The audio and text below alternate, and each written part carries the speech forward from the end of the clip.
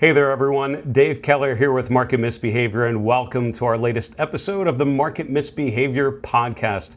It has been such a pleasure as we just passed our 30th episode of the podcast, launched last fall.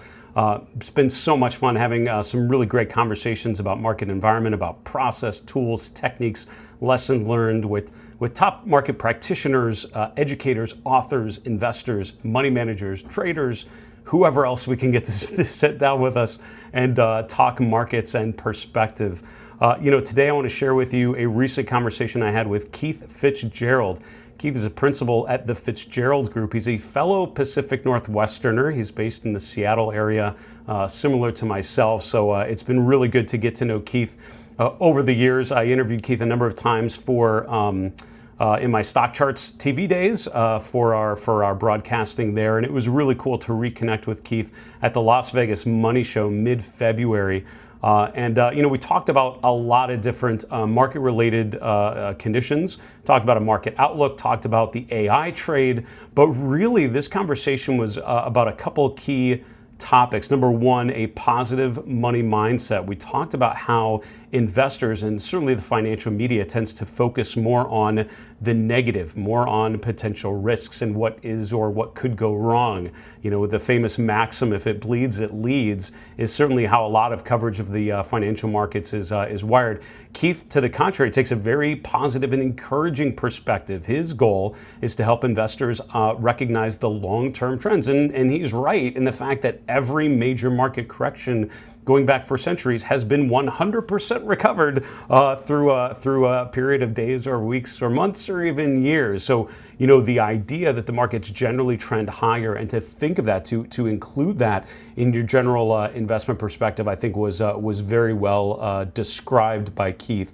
We talked about what he called the sixth wave of technological development. This sort of AI is sort of the latest big development. That's why he was saying it's a multi-year, multi-decade sort of thing. It's not just a 1 month or 1 year thing. And he talked about how things like the DeepSeek AI news earlier this year with NVIDIA, how that fits into that longer term theme of a general improvement in technology. We talked about the time compression in the financial markets, which is something I've certainly recognized in my own work, where technical indicators tend to generate signals more quickly. Themes and trends and reversals that would often take months to or weeks or months are now taking days or weeks. So everything feels like the time is compressed, and we talked about how that should inform your decision making and certainly your analytical process.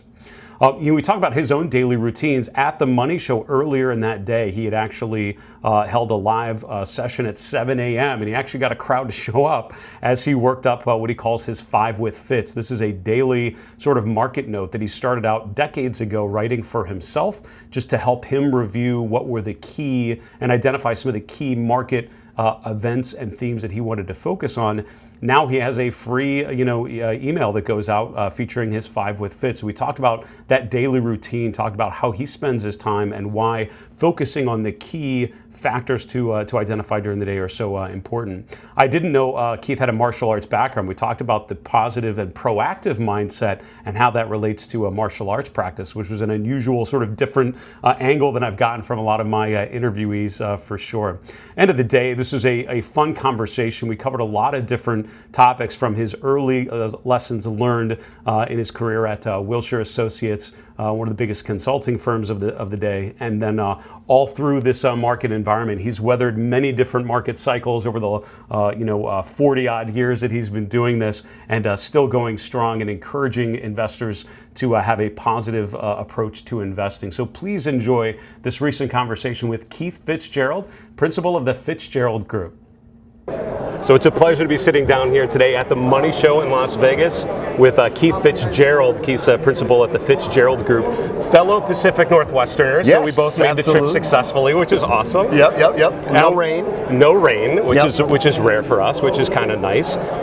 Can you, we'll digress immediately. Tell the story for all the people listening of your tendency to take an alternate mode of transportation, I would say, to events like this. No. Didn't happen today, but that is when I see you, I immediately think, how did you get here? Because it's often an interesting one. Tell how you often have gotten to events like this. Well, one of the things that I learned a long time ago in investing and in life is that it's got to be interesting. and so, one of my pivotal investing influences was my grandmother, Virginia Mimi Gruner. Okay. And she told me, get out and travel because the world is bigger than your garage. Now, my rule, especially since COVID, is when I go to a show or I go to a meeting or I go to an event, it doesn't matter where in the world I go. Yeah. If I can't motorcycle, I'm not going. And so this trip, of course, we're in February, now. Yes. There's still too much snow in the passes. Yes. And that's the only thing that stopped us because other than that, it'd be really interesting. and we joke in the motorcycling community, there's no such thing as bad weather. They're just bad clothing. And as long as we wear the good clothing and we've got clear roads, let's rock. Right. And so, unfortunately, too much snow, darn it. Next money show, maybe it's in August or something like that. We will have better definitely conditions. ride. We'll report back. Yes. So I'd love to talk about current market conditions. I'd love to talk about mindset and things like that. Absolutely. But you and I met up earlier this week, and we talked about your formative years at Wilshire. Sure. And I would love if you could share what sort of things did you learn in your formative years at Wilshire and other early experiences that shaped you into the investor that you are today. Sure. So Wilshire Associates, for those who are listening and might not know, is one of the world's preeminent consulting houses. And I was very fortunate to be the youngest associate hired. Maybe I think that record still stands, actually. But one of the things we learned at Wilshire is we understood how to navigate through very complex market conditions. Dennis Tito, the firm's founder, was pivotal in taking information he learned from JPL, Jet Propulsion Laboratory, used for spacecraft navigation, and figuring out how to do risk reward, the efficient frontier. A lot of the things that are taken for granted today, we pioneered back in the day at Wilshire. So portfolio allocation, diversification, performance, measuring alpha, how do you do all these things? These are all pivotal investment concepts today. Not to date you too much, but what general time frame was this when you were getting started in the industry of Wilshire Associates? Well, I was getting started in the industries when dinosaurs roamed the earth. Did you meet JP Morgan? No, I did not. But I know that perpetuity and longevity is good, but I'm not that good. So I was starting at Wilshire in the late '80s. Okay, got it. Right. And so it was a heady time in the industry because a lot of the U.S. markets were changing. We hadn't had we sort of had Black Monday, and that was the first real shock to the modern financial system. And people realized in the early days that portfolio insurance was going to be really valuable, but nobody understood what it was. And that scared the pants out of a lot of people. And what happened was it permanently changed the risk calculus that we deal with today. So all of the things we talk about today, Black Monday, fat fingers, you get the financial crisis, .com crisis, all of that, in one way or another has a precedent in how we reacted to Black Monday. So today, when we look at these massive swings in volatility, we look at technical analysis, all of it's got to incorporate some way or another the fat tail risk that we learned about for the first time on Black Monday in 1987. I remember that day vividly. And today when I look at these shocks and people say, "Oh my God, this is terrible," I'm like, "You haven't seen anything." I mean, like, no. This is nothing. This is not even a speed bump compared to what we experienced then. But back to what we learned at Wilshire, we learned a lot about managing risk, but we learned a lot about managing opportunity, and that's not commonly associated. So people today, in my opinion, and maybe I'm crazy, maybe I'm not, I don't know, but people today constantly worry about what could go wrong. And that's a very different calculus. What I think investors should be asking is what could go right? Because there's an awful lot in our world today that could go right. And if you figure out what can go right, suddenly, in my opinion, you can navigate forward. You can navigate to the next profit potential. You can find the great swings. You can find the great opportunity. And it sounds very trite, but you're a technical expert. You know this. When those charts line up, they line up because there's opportunity, not because there's risk. Okay, so I hesitate to throw financial media under the bus because you and I both are active in financial media at times, but do you think the tendency of media in general to go with if it bleeds, it leads, to focus on the negatives, do you think that is part of what fuels that mindset, or do you think it's just people are not focused in the correct areas? That's a tough question. I don't think it's actually the media. I think it's the presupposition that diversification will protect you against loss. which is a widely debated thing. But what we know is that social media has radically changed the course of humanity, and not in a good way. What it's allowed people to do is self-select, to associate with others who have like vision. So the thing that you and I grew up in the industry was, you constantly look at the other side of the coin. Yes. You constantly, hey, well, if this trade's working, what doesn't work? If this is interesting, why not?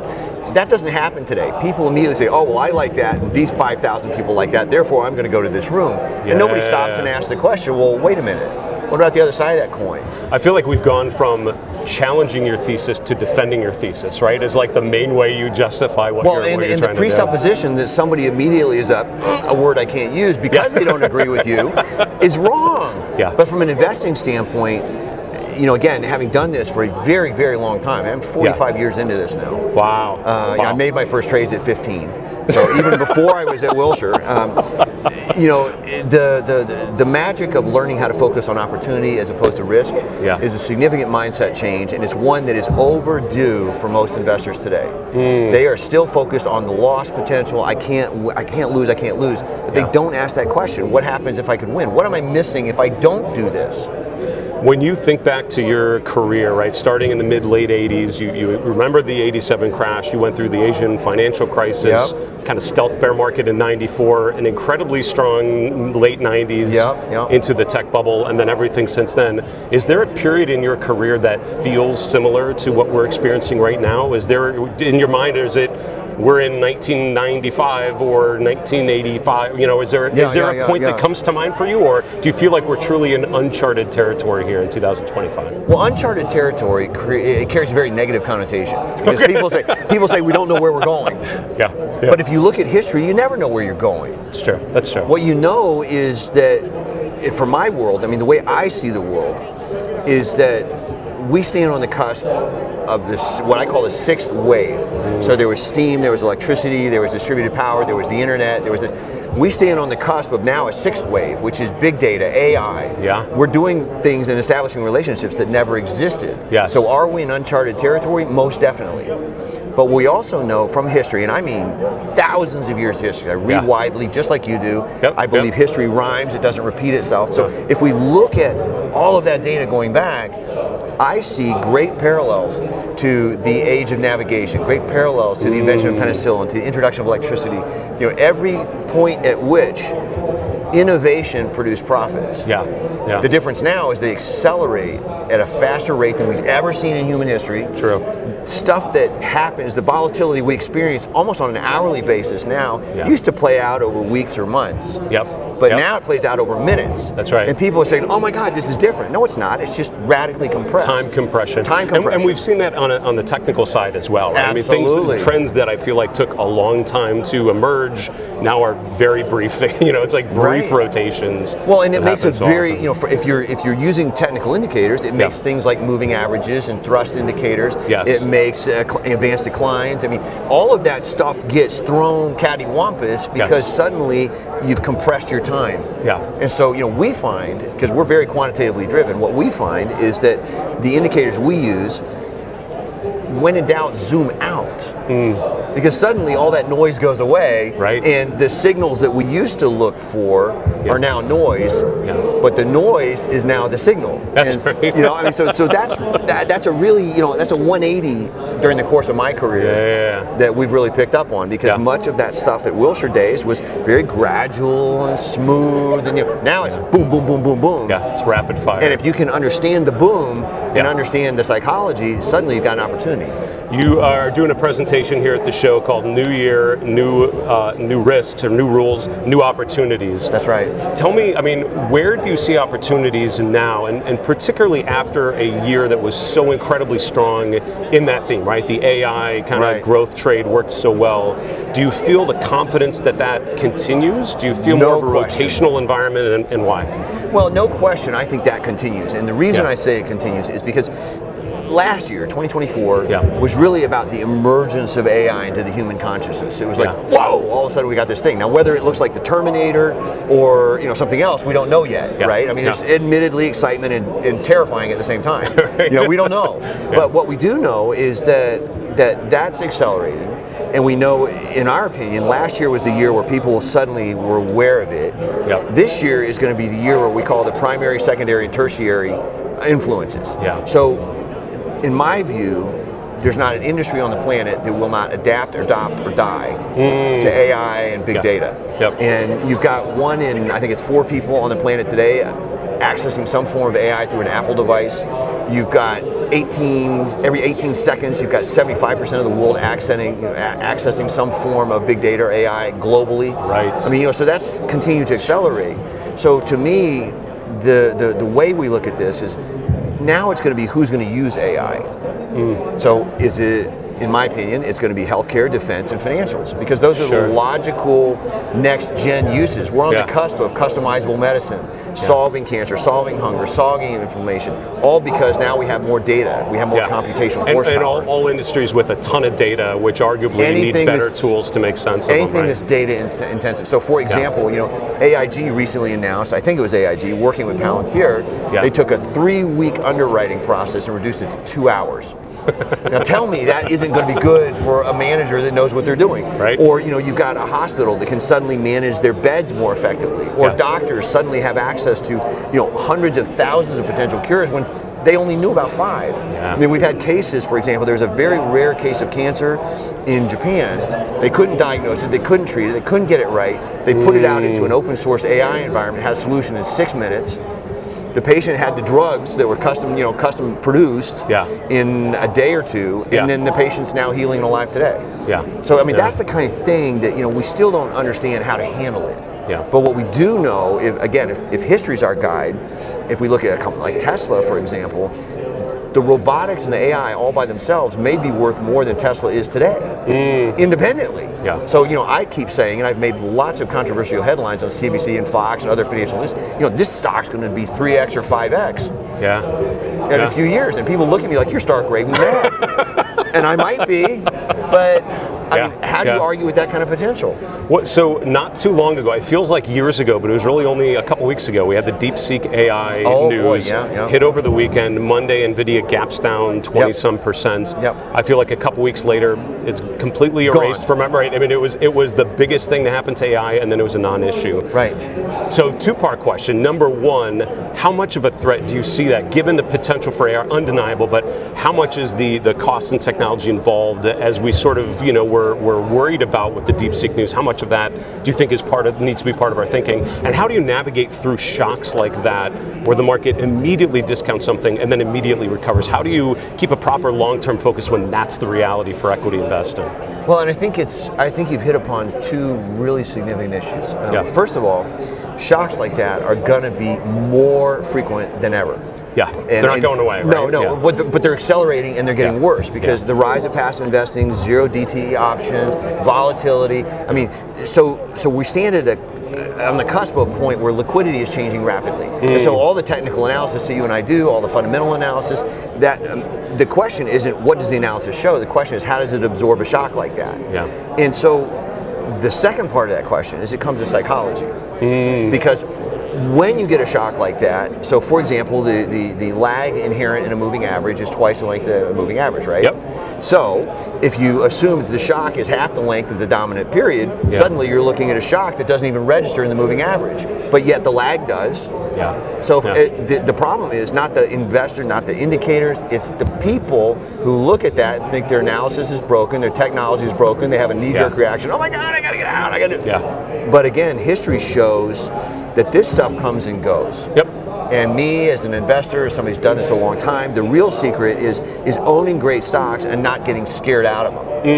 That's the reality of today's world. How do you own a great company? How do you find it? How do you own it? And how do you not get scared out of it? Because Wall Street's traders, their job, you and I invest in a company because we believe in it, it meets our objective. They invest in a company because they want to beat us at our game. That's a different proposition. So if you understand the calculus, suddenly they go away. You can focus on doing what you need to do. You can step back. You can pick the battles you want to fight, not the battles they want you to fight. And it becomes a different proposition. So, people ask me, do you worry? And I was like, no, I wouldn't be very good at my job if I worried. I sleep well at night? Yeah, because I can push these guys out of the picture and focus on the great companies. And then technical, short-term, long-term doesn't matter. Let's talk a little bit about process. I think this morning you shared a part of your process with the community here. Oh, the 5 with Fitz. The 5 with Fitz, which you've been doing for a number of years. You decades. Email that out to decades. Talk to us a little bit about your process. What is that part of your process, and why is that important every morning to be assessing kind of key factors at work?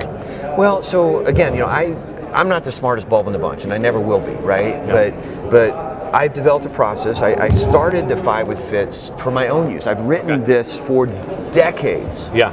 Because it helps me clear my head for the marketplace. Because I invest, I trade, I do everything that we talk about constantly, but I do it myself. And so I started writing the 5 with Fitz literally decades ago. Handwritten notebooks. What are the 5 things I want to focus on today? How do I get to them? How does that impact my trading and investing decisions? Yeah. And then when COVID hit, somebody said, "Well, you should publish that." I said, "Nobody's going to be interested in that. It's just it's my notes. Whatever." Well, it turns out everybody was interested in that. Yeah. And we've had an incredible run. Tens of thousands of people read this every single day, and they tell me it's helpful because we're always focused on the opportunity. We're always focused on this, but we're distilling it down to 5 basic ideas. Yeah. And the problem, again, I think differently in the world here. If you give everybody a hammer, suddenly everything's a nail. Right. That's the bad move. And we've been preconditioned for decades to read the news and think, what can I do with that item? Yeah. I turn that around. I say, where am I going? I have a roadmap. I know where I want to be. So when I read the headlines, it's not what's this do for me?